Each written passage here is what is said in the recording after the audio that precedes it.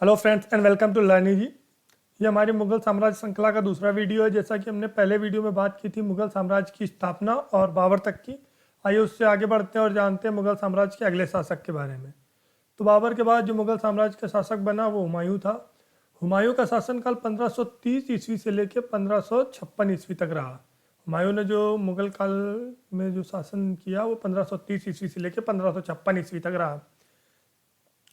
1530 में इसने आगरा में अपना राज्याभिषेक करवाया। इसका जो राज्याभिषेक हुआ वो 1530 ईस्वी में आगरा में हुआ। इसके बाद इसका जो दरबार था, हुमायूं का जो दरबार था वो सूफियाना ढंग से सजाया गया था। इसने अपना दरबार सूफियाना ढंग से सुसज्जित किया था। हुमायूं ने अपना शासन और अपने जो जागीरें थी वो अपने भाइयों में भी बांटी। जैसा कि इसका पिता बाबर चाहता था कि इसके जो ज़मीन है, जिसकी इसका जो शासन है वो चारों चारों भाइयों में बांटा जाए, तो इसने वैसा ही किया। इसने अपने भाइयों में भी अपनी ज़मीन बांटी। इसने कामरान को काबुल और कांधार इसने कामरान को काबुल और कंधार, अस्करी को संभल, हिंदाल को अलवर और मेवाड़ की जागीरें प्रदान की। हुमायूं के प्रमुख युद्धों की बात करते हैं। सबसे पहले बात करते हैं कालिंजर अभियान की, जो इसने 1531 ईस्वी में किया था। कालिंजर में उस समय जो शासक था वो प्रताप रुद्रदेव था। जब हुमायूं ने कालिंजर पर आक्रमण किया उस समय कालिंजर का शासक प्रताप रुद्रदेव था।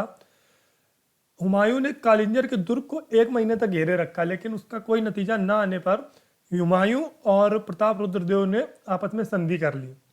इस संधि में ये शर्त रखी गई, जो प्रताप रुद्रदेव था वो हुमायूं का अधीन होकर रहेगा। उसने अधीनता स्वीकार की थी, लेकिन इतिहासकार मानते हैं कि प्रताप रुद्रदेव ने केवल नाम मात्र की अधीनता स्वीकार की थी। ये शासन सत्ता फिर भी अपने हिसाब से ही चलाता था। इसके अगले युद्ध की बात करते हैं तो मालवा और गुजरात अभियान, जो इसने 1534-35 ईस्वी में किया था। उस समय मालवा का जो शासक था वो बहादुर शाह था।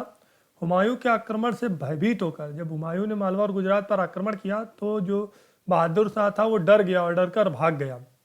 इससे हुमायूं को बिना युद्ध किए ही मालवा और गुजरात का अधिकार प्राप्त हो गया। या हुमायूं ने जो गुजरात और मालवा का शासन था वहाँ का सूबेदार अस्करी, जो उसका भाई था, उसको नियुक्त किया। अन्य युद्ध चौसा के युद्ध की बात करते हैं, जो 1539 ईस्वी में हुआ। चौसा के युद्ध जो था वो हुमायूं और शेर खां और हुमायूं के मध्य लड़ा गया।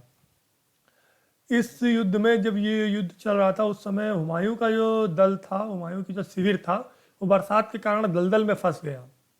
अब दलदल से बचने के लिए हुमायूं जब अपनी सेना को एक जगह से दूसरी जगह ले जा रहा था तो उस मौके का फ़ायदा उठाकर शेर खान ने हुमायूं पर आक्रमण कर दिया और हुमायूं की सेना जो थी वो गंगा और कर्मनाशा जो नदियाँ थी उनमें डूबकर मर गई। हुमायूं भी नदी में कूद पड़ा और इसकी जान जो थी एक भिश्ती ने बचाई थी। हुमायूं भी मरने वाला था तो इसकी जान डूब के मरने से जो है एक भिश्ती ने बचाई थी। जब चौसा के युद्ध में शेर खान की विजय हुई तो इसने अपना नाम और उपाधि चेंज करके शेर खान की उपाधि धारण की। शेर खान ने शेर शाह की उपाधि धारण की। अन्य युद्ध कन्नौज या बिलग्राम के युद्ध की बात करते हैं, जो 1540 ईस्वी में हुआ।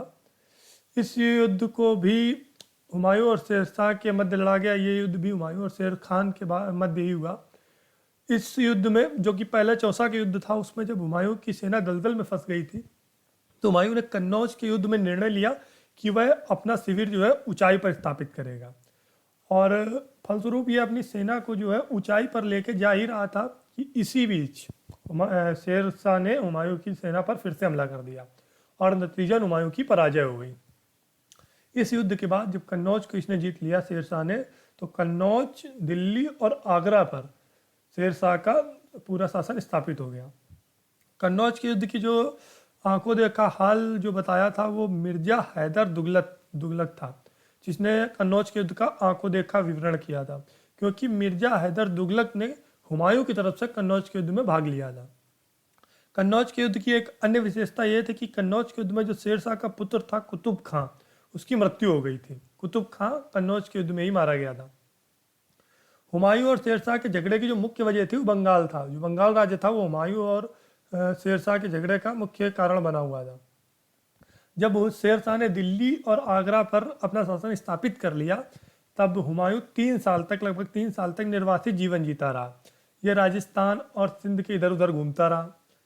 इसके बाद इसी काल में जब ये निर्वासन काल में था तो 1541 ईस्वी में इसने हमीदा बानो से विवाह किया। हमीदा बानो जो थी वो सिया मौलवी अकबर अली जामी की पुत्री थी। और 1542 ईस्वी में अमरकोट के राजा वीर साल के महल में हमीदा बानो ने एक पुत्र को जन्म दिया जो बाद में अकबर के नाम से प्रसिद्ध हुआ। 1543 ईस्वी में अकबर ने अस्करी के संरक्षण में अकबर को छोड़ा और हमीदा बानो के साथ ईरान चला गया। ईरान पहुंचकर इसने ईरान के जो शासक थे तैमास शाह उसके यहाँ शरण ली। उनके यहाँ इसने अपना शरण ली और इसने वहाँ पर जो है हमीदा बानो के साथ रहा। और वहीं से इसने तैमास के साथ एक योजना बनाई जिसमें इसने अपने भाइयों से काबुल और कांधार जो इसके अस्करी के पास था उससे काबुल और कांधार छीन लिया 1545 ईस्वी में। 1555 में लाहौर जीतने के लिए इसको कोई विशेष संघर्ष नहीं करना पड़ा। जब 1555 ईस्वी में इसने लाहौर पर आक्रमण किया तो इसको बिना संघर्ष किए ही लाहौर का शासन प्राप्त हो गया। 1555 ईस्वी में मच्छीवाड़ा का युद्ध हुआ जो हुमायूं और अफगान के शासक जो थे इब्राहिम सूर उसके द्वारा जो सेना भेजी गई थी, जो इब्राहिम सूर के द्वारा सेना भेजी गई थी वो युद्ध हुआ 1555 में, जिसको मच्छीवाड़ा युद्ध के नाम से जाना जाता है। इस युद्ध में 1555 के मच्छीवाड़ा युद्ध में हुमायूं की जीत हुई। इसके बाद एक अन्य युद्ध 1555 में ही हुआ जो सरहिंद का युद्ध कहा जाता था। इस युद्ध में हुमायूं और सिकंदर सूर के सेना ने युद्ध लड़ा। इस युद्ध में भी हुमायूं की विजय हुई और सिकंदर सूर की हार हुई। सरहिंद विजय का जो श्रेय था वो हुमायूं ने अपने पुत्र अकबर को दिया। उसका पूरा जो श्रेय था उसने अपने पुत्र को दिया कि अकबर की वजह से ये युद्ध विजय हुआ। 1556 ईस्वी में पुस्तकालय की सीढ़ियों से गिरकर हुमायूं की मृत्यु हो गई। हुमायूं की जब मृत्यु हुई तो जो इतिहासकार लेन पूल है उसने लिखा कि हुमायूं जीवन भर लुढ़कता रहा और लुढ़कते लुढ़कते ही इसकी मृत्यु हो गई। हुमायूं की मृत्यु के बाद मुगल साम्राज्य को एक महान शासक मिला जो बाद में जलालुद्दीन मोहम्मद अकबर के नाम से जाना जाता है।